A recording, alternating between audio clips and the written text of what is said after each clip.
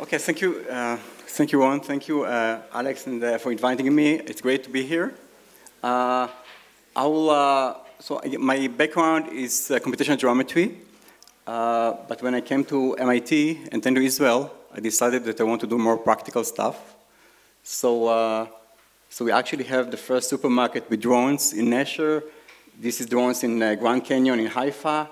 And we work with the law school of the University of Haifa that help us with the insurance and the lawyers. And it turned out that when you move for simulation or robots at the lab, everything is very, very different. And this talk I'll try to explain what are the main challenges and how the theory and the proofs help us essentially to have such a practical results. I will focus on main two papers that just accepted to NIPS with three of my students. And let's start. So essentially I call it the falling rise of computational geometry for the reason that you'll understand in a few minutes. And to get actually lawful drones, it turned out that you cannot use these huge drones. You must use nano drones, which I'll define in a few seconds. So this is, I prepared these slides tonight. So this is headlines for the last 24 hours. As you know, especially in Israel, we see drones everywhere.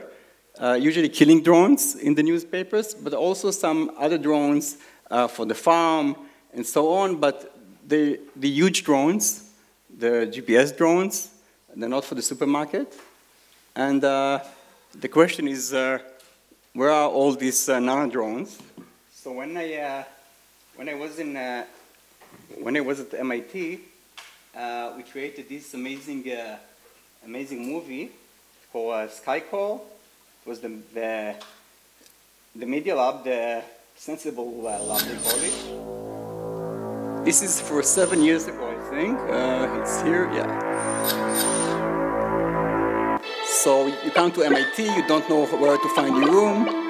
So the robot cam, this is the quadcopter. It asks you where you want to go. Where would you like to go? And then you just take him.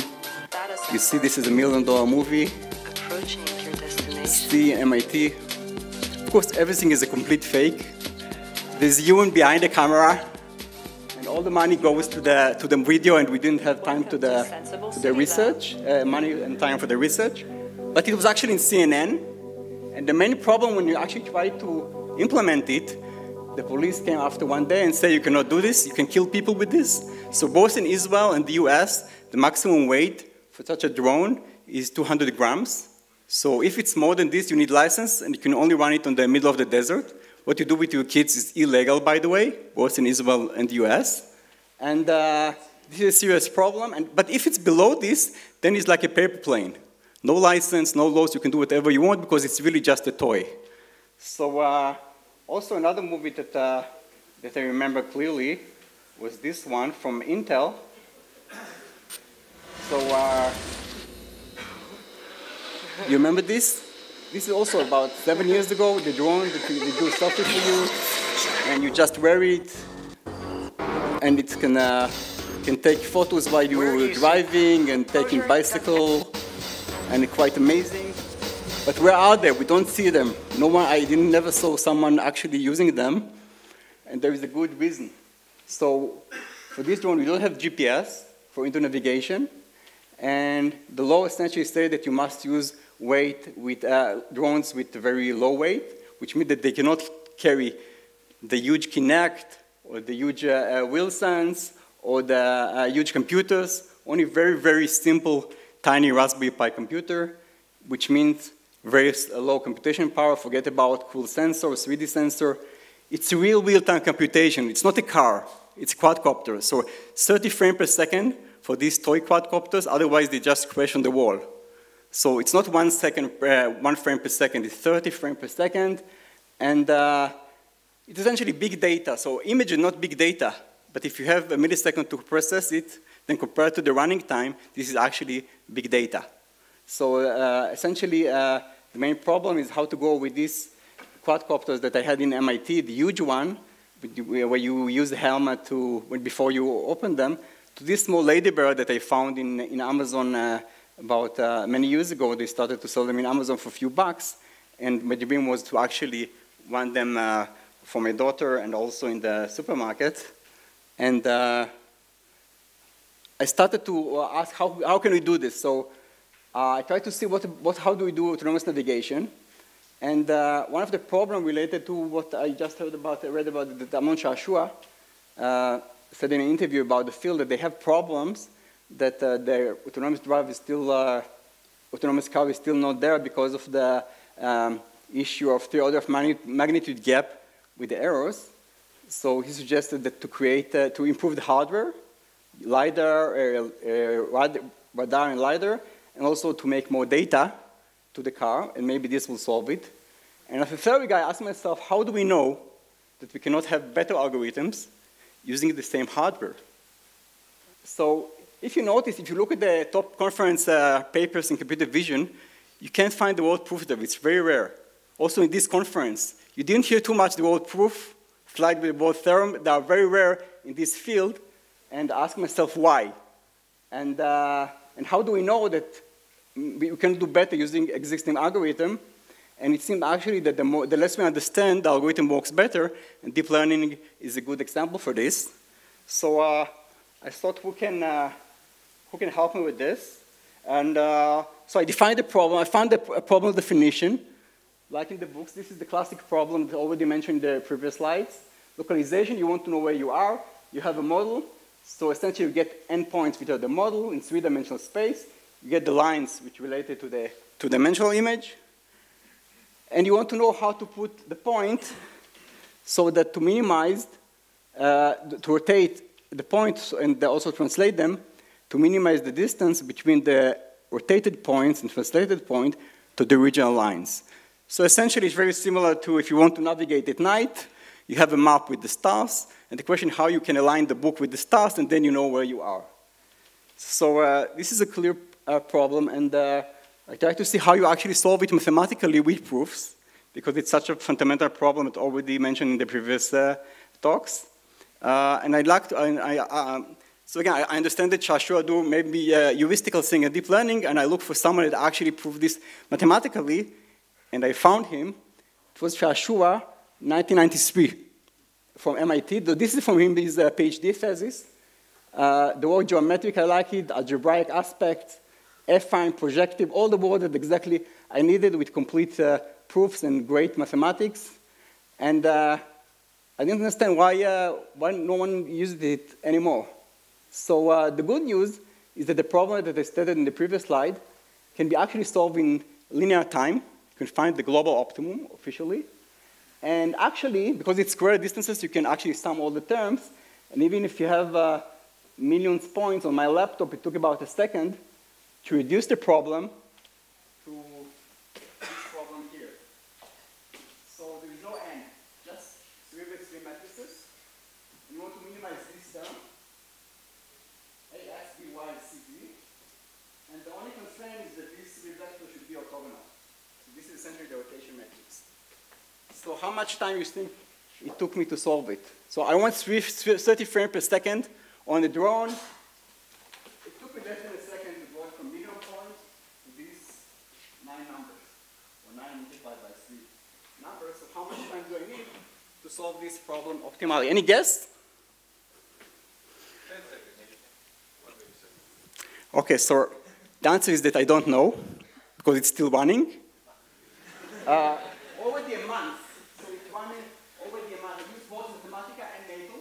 I contact the people in Israel. They contact the people in the US. They contact the programmers.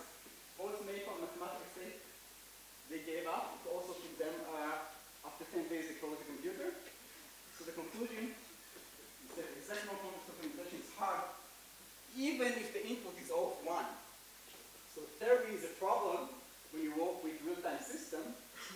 And what the guys telling both Mathematica and NATO, instead of running the minimize function to find optimal solution, just put n here.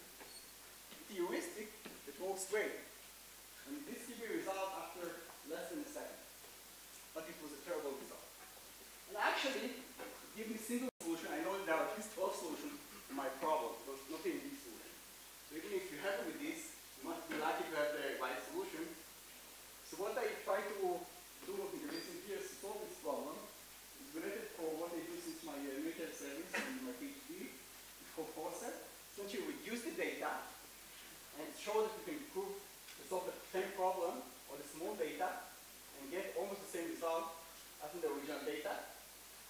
see here, this doesn't solve the problem, because it's still too hard problem even if the data is tiny. So this tries to resolve provable approximation algorithm. So again, the package you see, the global solution is very hard, and millions of heuristics with no tools. So when you go to the science, you want also provable approximation for any hard problem, which is something in between, and you couldn't find it even for this classic problem in computer vision. Thank you. Now I can dance. So the first result, Barim Jubrami, is here. You can talk with him, prove that there is a subset of only 1 point, about 9, that you can solve the problem and get the exact solution for the PNP on the original data. So this is the data reduction. This is the core set. And then we prove that you actually compute it in linear time using, for example, the Carr-Theodori theorem for computational geometry with some tricks. And you can also update and track the points very fast. So this is theorem proofs, 100 pages of Greek letters, but the claim is very easy to understand. And this is what generally I do for the last many years. So in Common, in computer science, you learn about, you don't support big data, everything in a machine. We don't support streaming, distributed data, definitely not real-time computation. Today we have cars, drones, and so on. So many of my friends try to suggest new algorithms and reinvent computer science for these systems and throw away all the quick-sort and nice things that we learn from Common in computer science. And what my group do, and I did in the last years, is to instead suggest to reduce the data and run the exact algorithm on the small data, the existing algorithm, and then prove that you get same results. So this is my contribution here. And for every problem, we have different core set. Core is like a kernel, set is like a set. That's why we have many papers. And the nice thing is that if I want to use, for example, the algorithms of the great algorithm of Professor Kramer, which we actually use a lot, especially the LSD, and I want to beat this algorithm, all I need to do is run them on the core set. So I win, we get better results than famous results like the LDS algorithm by simply running them on our core set, and then we beat the state of the art using the state of the art. And the million-dollar question is, can you do this? Can you actually prove that for any input, you can reduce the data, and actually you can do it fast? Because if it's too slow, then it won't help you. So the core set is generally a buzzword. We define it differently in every paper. People from statistics think about importance sampling, or sufficient statistics, a lot of PCA SVD you probably heard about, compressed sensing. My origin is computational geometry. But again, every field runs like in computer vision. Every field has some ideas that we try to use in all this paper. And essentially, what I do during the years is to develop courses for different problems with colleagues from different fields. And essentially, I do courses for wherever they pay me for. They want deep learning, we do deep learning. They want machine learning, we do machine learning. But in the recent year, we try to actually have a general framework, not for problem specific. And it progress very well.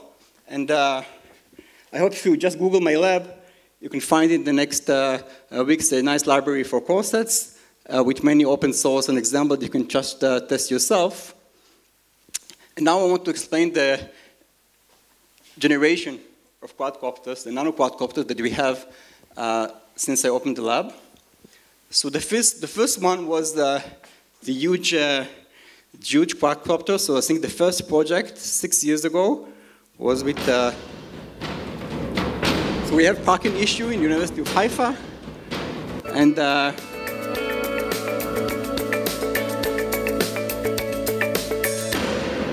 so we used the huge drone, the DJI drones, to navigate in front of parking place. So this is a hackathon.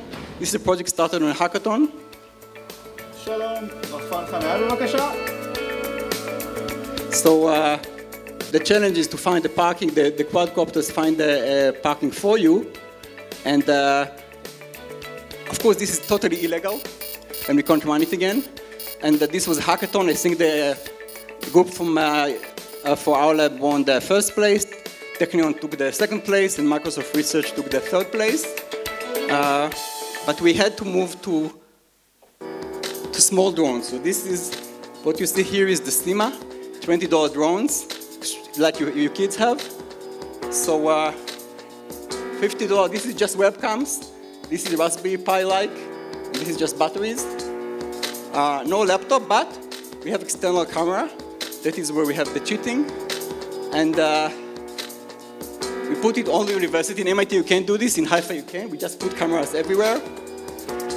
And we call it Guardian Angel. We want in Hospital Carmel, you say, take me to my mother. We'll take you to your mother in the hospital. So this is in the university. We have the webcams around. And you say, take me to the lab of Dan Feldman or the secretary. And a human cannot do this. So this is 100 clicks per second. Okay? This is not the huge air drone that you know. It's really tiny, and you cannot do this just by using your hands. But the computer can do this. So this was the first generation that we get rid of the very expensive cameras. So in MIT, we have this very expensive cameras that cost. So this is using. So we try to compare our algorithm to state of the art, and we saw how the algorithm is much stable by just running our algorithms, and then we move for infrared cameras to RGB cameras. And the main problem is how to track the points on real time. So here the cameras, look at the page, and you run SIFT and SURF, which are essentially edge detection in real time. And then the problem is that you have too many features. So as you can see, so this is the camera view. Try to track the drone and tell him what is going on, what is like your eyes. Too many features to track in real time. So that's why we developed Corsat. Took about 2 years, but we found it. This is a work with Suleiman. And also, now we track only the green points, and we proved how to find exactly these green points. And if you only track them, then you know where is the quadcopter. So the main challenge is how to compute these guys in real time. So these were the first generation. So in the beginning, it was expensive tracking systems, like in MIT, and huge drone, a laptop. Then we moved to a huge drone, but only a huge drone, but only a small camera. So we reduced the drone to just a toy drone, but it still was expensive camera. Then we moved to web cameras.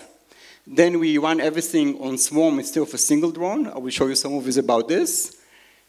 Then we replaced the external web cameras to onboard cameras. I will show you a quick video how we do this. So we use actually analog camera because the computation is actually done on the laptop. But the camera is on board. Then we remove the model. We assume that the place is unknown. And what we do today is try to run everything on board on Raspberry Pi Zero on the real time. And I hope to show you in the next presentation this result.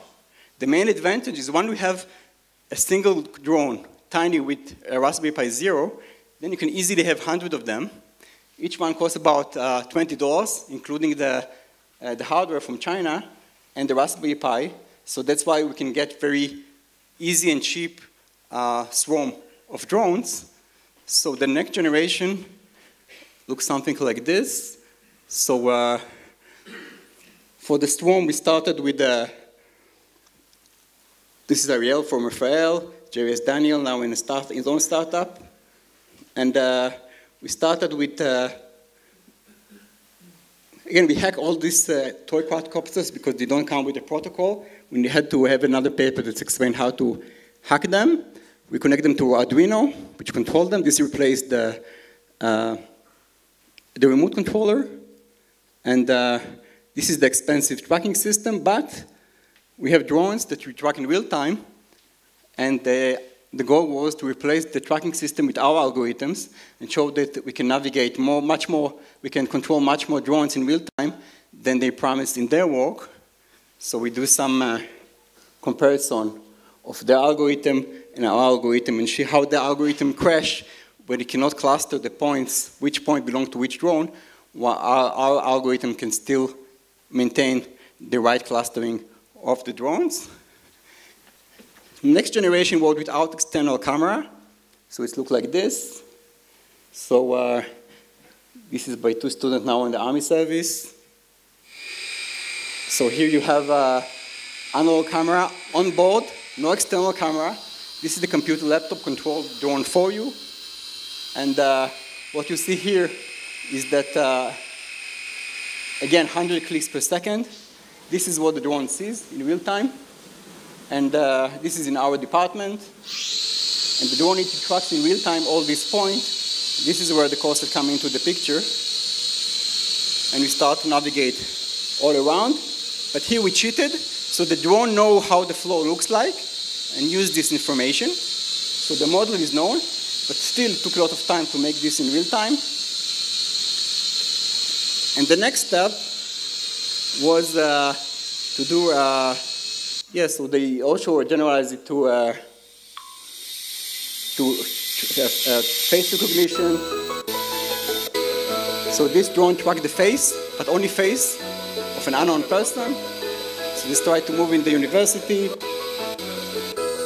The goal was to have a trainer so you can run in the street, much faster speed, and the drone will tell you where to go and encourage you to continue.